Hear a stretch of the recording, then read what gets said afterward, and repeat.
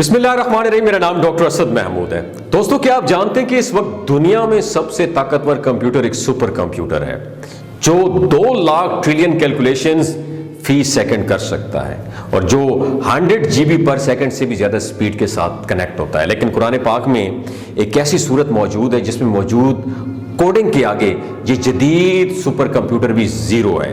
सूरत अल कौसर कुरान करीम की सबसे छोटी सूरत का नाम है, लेकिन आप ये जानकर हैरान रह जाओगे कुरान करीम की इस छोटी सूरत में नंबर 10 की कोडिंग इस हैरत अंगेज अंदाज से डिजाइन की गई है कि आज का सुपर कंप्यूटर भी इस कमाल कोडिंग के सामने जीरो है। कुरान की ये सूरत सिर्फ 10 अल्फाजों पर मुश्तमिल है, जिसकी पहली आयत में मौजूद हरूफ 10 हैं।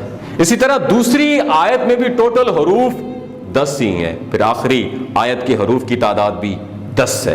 वो हरूफ जो इस सूरत में सिर्फ एक दफा आए हैं उनकी तादाद भी 10 है। और इस पूरी सूरत में सबसे ज्यादा तकरार से जो हर्फ आया है वो हर्फ है अलिफ, जो 10 दफा आया हुआ है।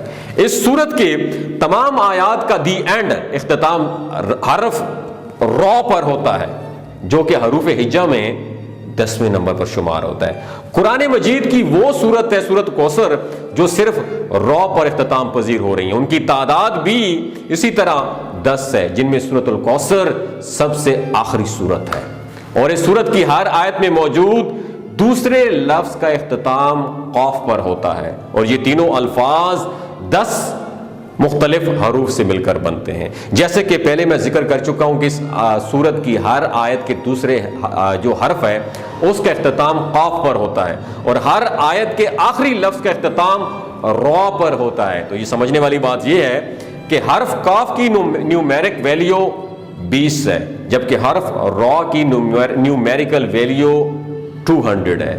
तो 200 को अगर आप 20 के टेबल में देखेंगे तो ये बनता है 10। कुरान की बाकी सूरतों की तरह सूरत अल कौसर की इब्तिदा भी बिस्मिल्लाहिर्रहमानिर्रहीम से हुई है। अब गौर करें कि बिस्मिल्लाहिर्रहमानिर्रहीम के आखिर और इब्तिदा दोनों तरफ से आप देखें तो उसमें मौजूद हर्फ रॉ का नंबर 10 मरतबा आता है, जबकि सिर्फ बिस्मिल्लाह में मौजूद हरूफ की तादाद भी 10 ही है।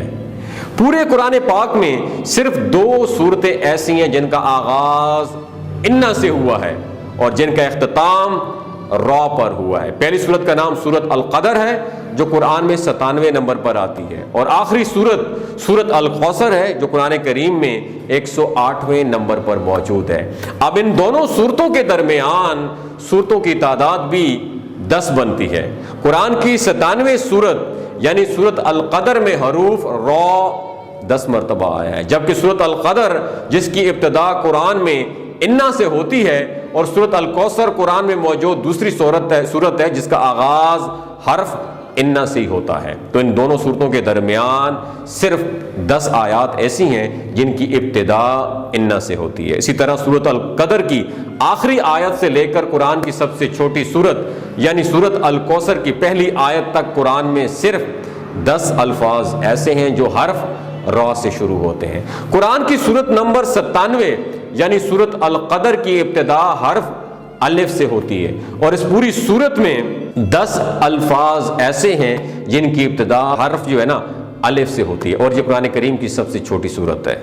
जब मैंने इस कैलकुलेशन के इस हैरत अंगेज और हैरान कुन तरतीब के बारे में ये जाना जो ये साबित करती है कि ये अल्फाज किसी इंसान के नहीं हो सकते और ये शान सिर्फ अल्लाह की है, जिसने इस छोटी सी सूरत में ऐसी तरतीब से अल्फाजों को जमा किया कि जिस तरतीब को दुनिया का एक सुपर कंप्यूटर भी हल नहीं कर सकता। अब आप सोचें कि ये तो कुरान की सबसे छोटी सूरत है, तो कुरान की बाकी सूरतों में कितनी कैलकुलेशंस मौजूद होंगी। यकीनन आपकी सोच काम करना छोड़ देगी जब आप इस बारे में सोचना शुरू करेंगे।